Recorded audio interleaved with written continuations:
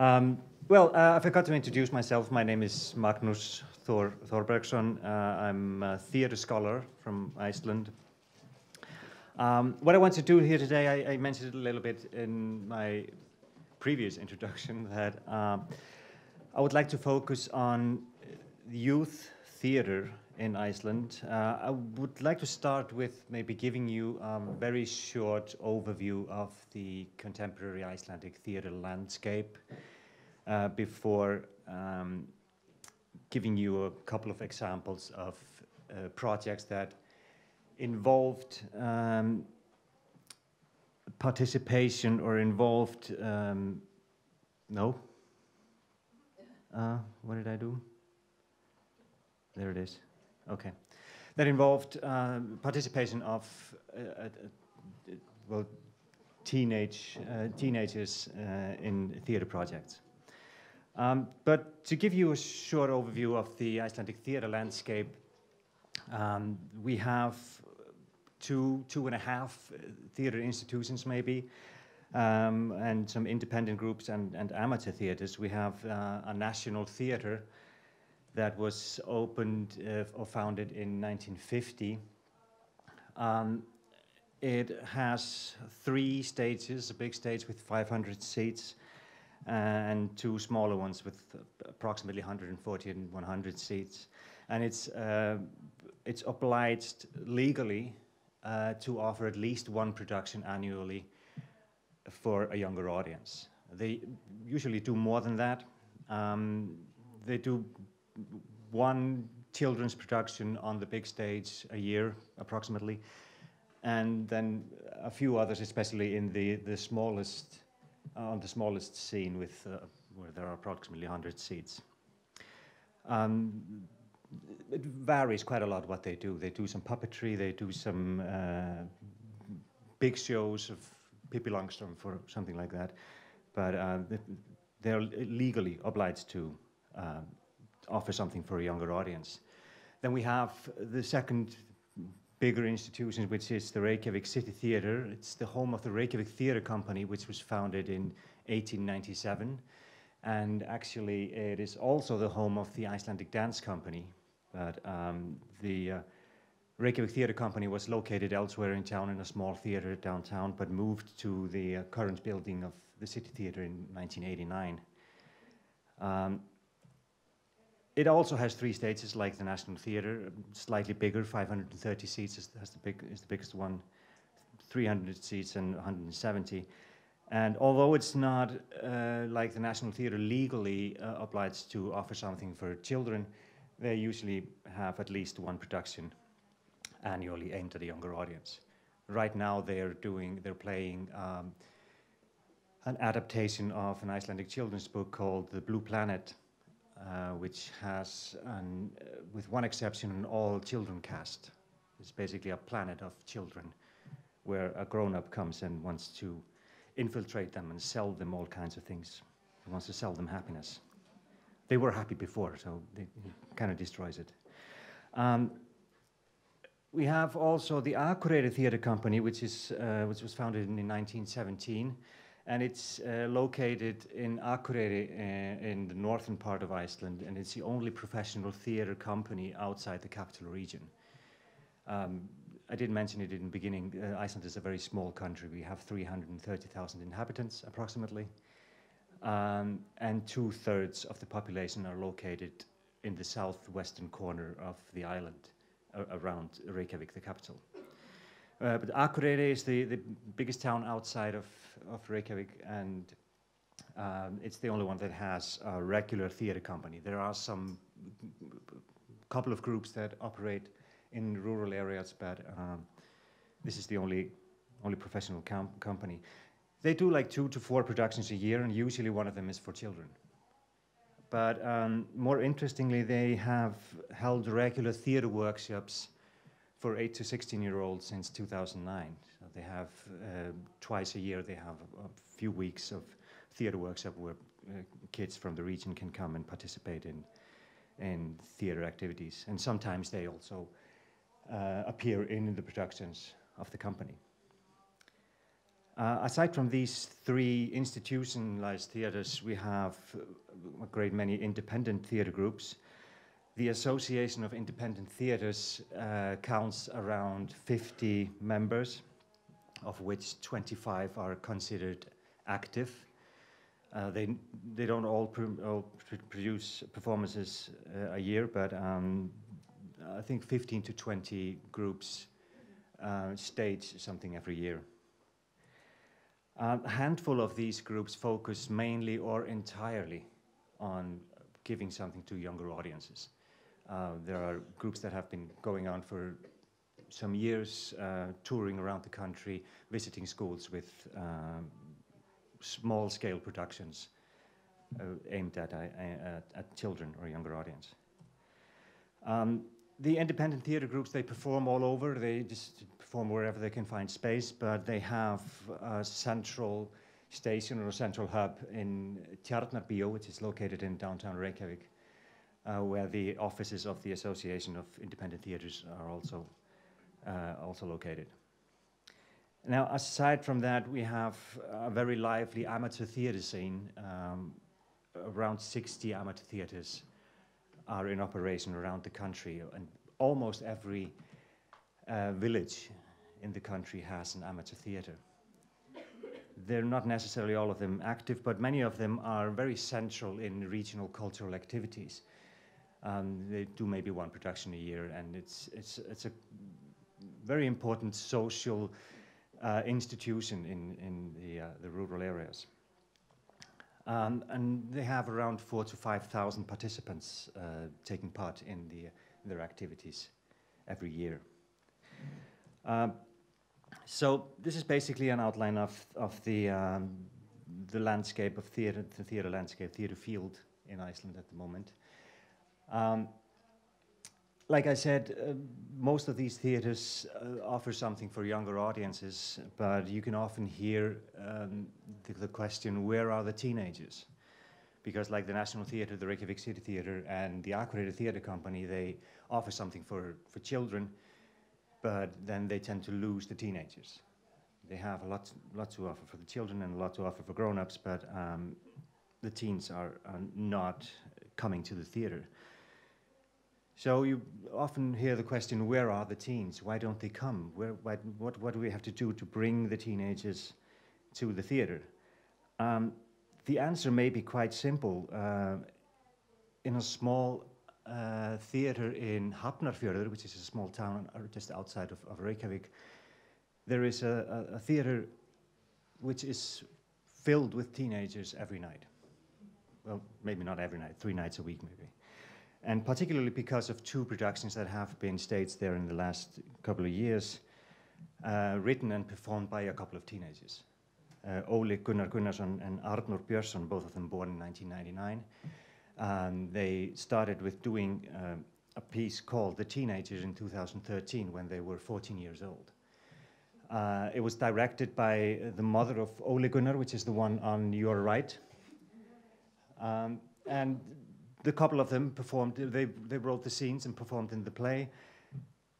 Basically a mixture of stand-up comedy and variety theater and improvisations about being a teenager. It was hilariously funny.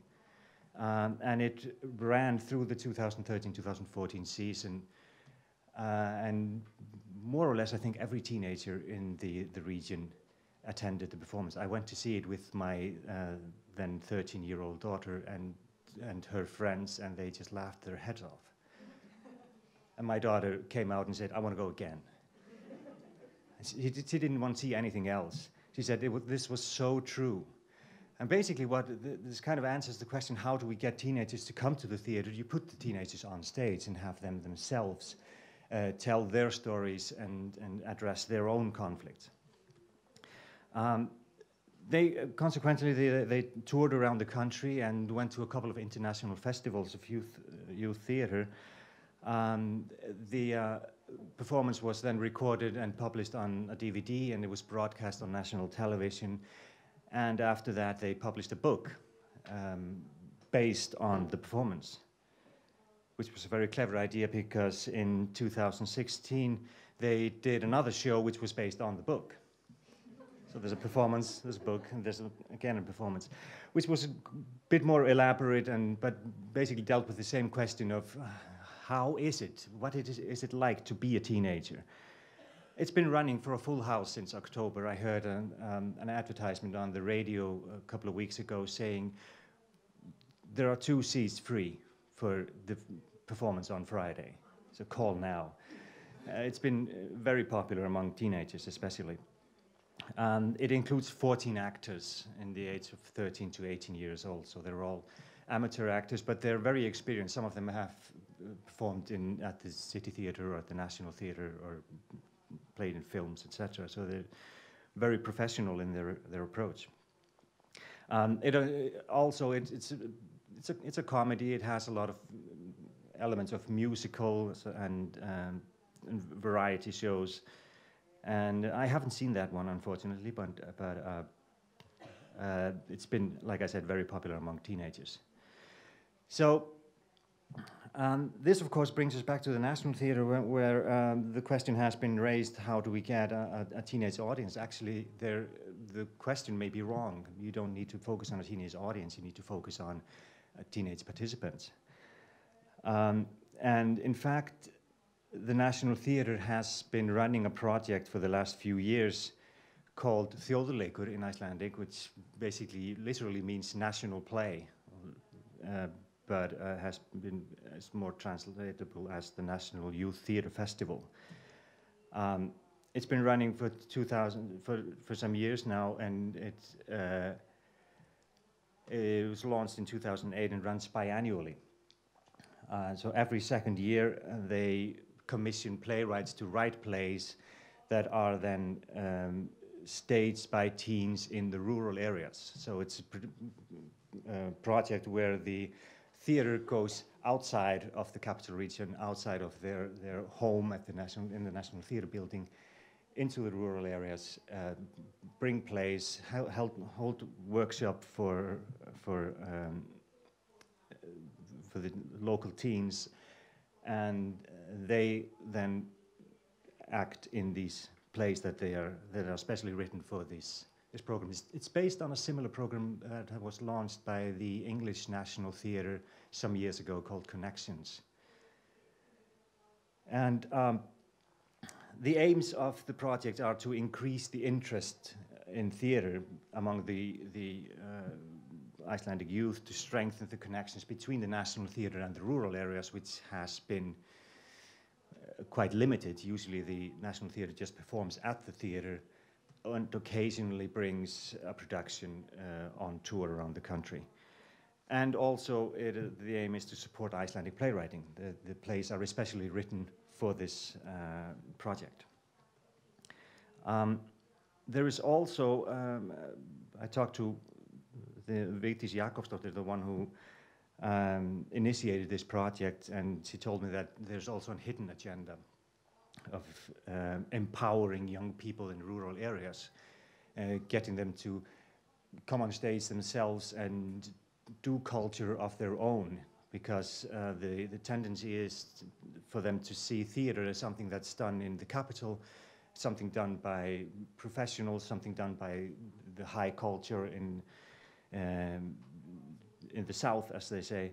But this is a project that aims to give them the opportunity to do something by themselves. And also one of the aims is to educate participants about the art of the theatre. How is theatre made? How do we recognize quality in the theatre? And it is also intended to create connections between teenagers from different areas. So like the first project was launched in the eastern part of Iceland, and it brought teenage groups from different villages and towns in the area. There have been some very interesting results of this project. For example, there is a measurable increased interest in theatre among teenagers in the regions. For example, in the eastern part where they started, there was a poll, there's an annual poll made on like an interest poll, what are teenagers interested in? And for the first time, theatre was among the top 3, which had never, it went above basketball, which had always been the most popular pastime of teenagers in the region.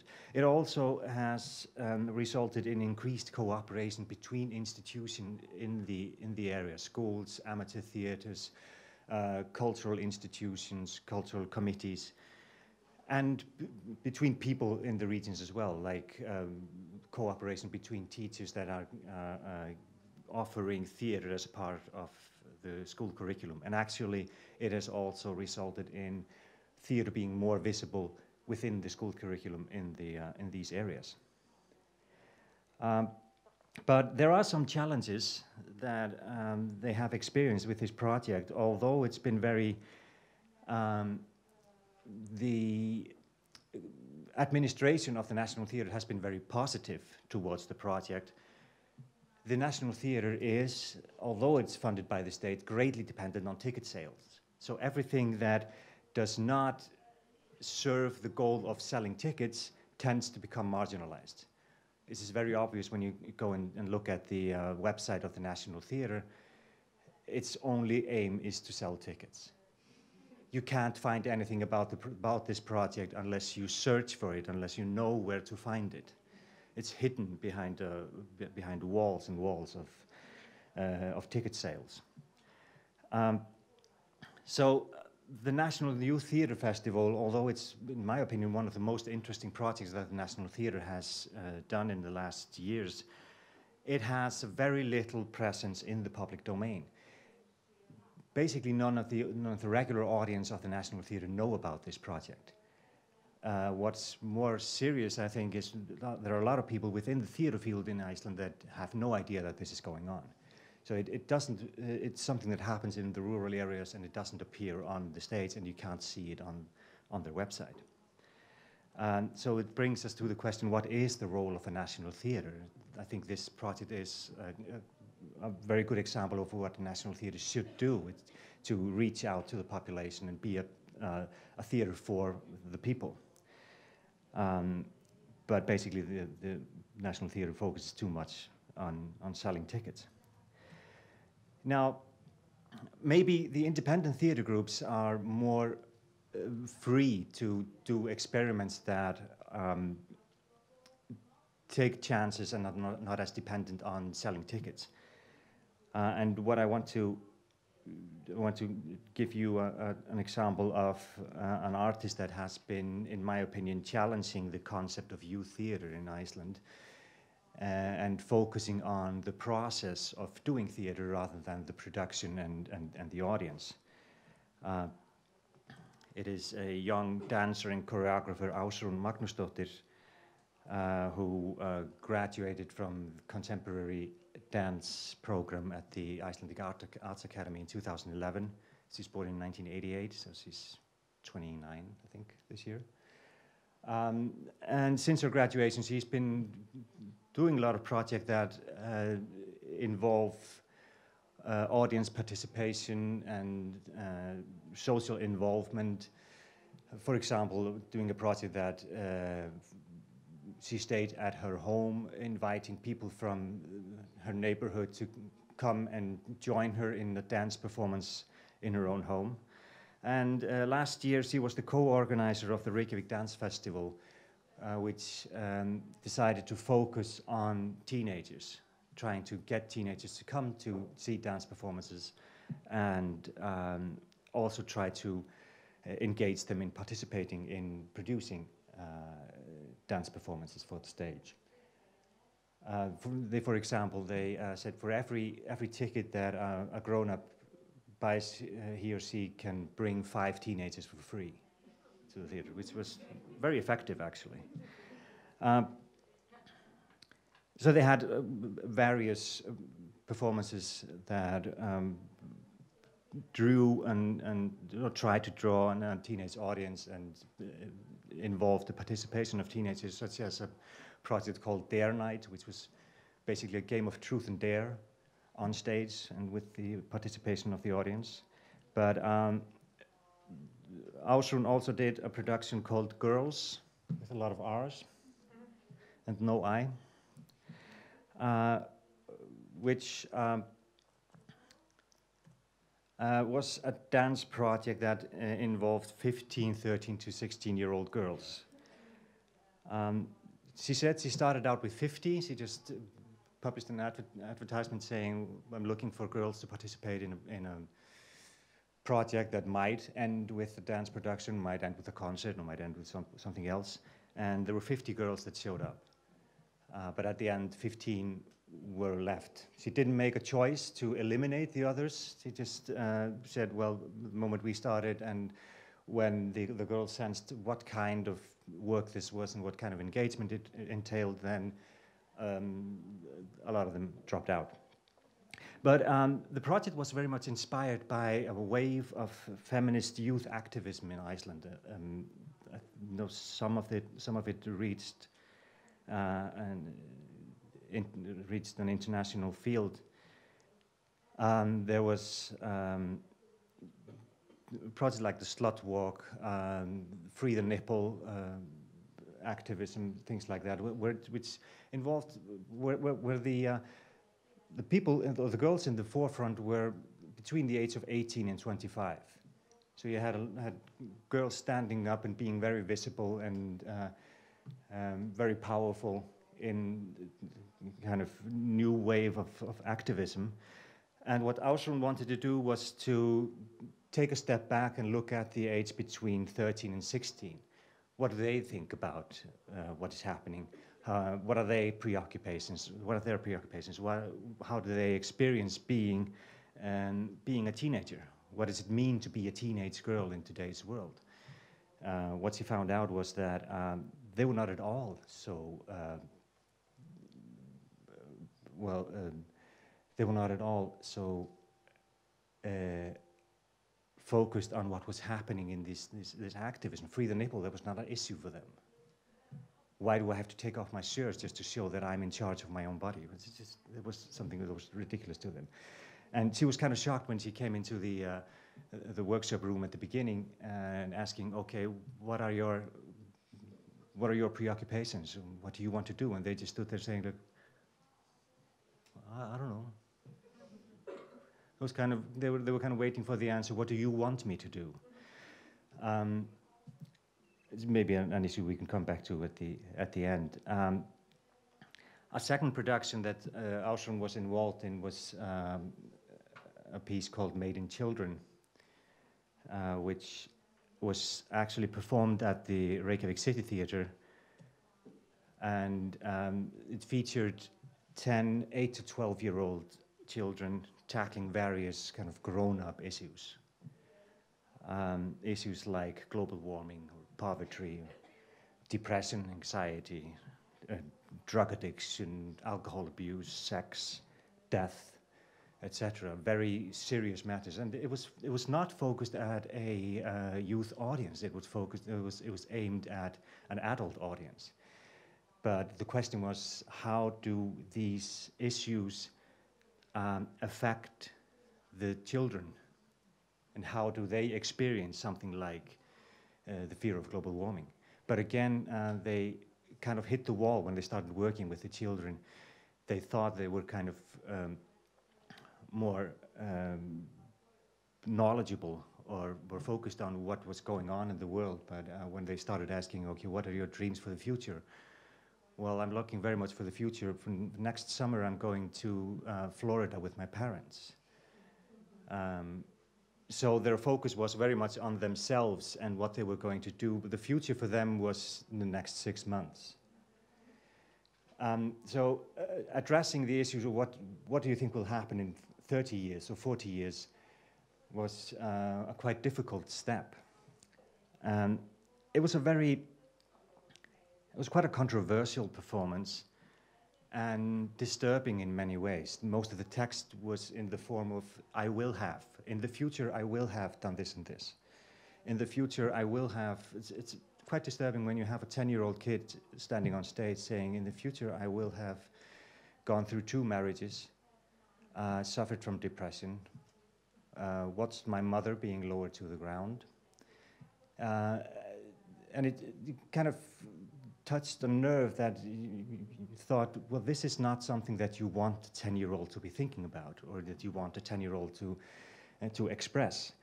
And this was something that they, in the process, were very aware of. How can we address these issues, and how can they express these issues on stage so that it becomes their expression and not just ours, and not just we kind of reflecting our own views of the world on the children. And of course, they always involve the parents as well, saying, well, tomorrow we want to address the issue of sex. How do you feel about that? Is that okay?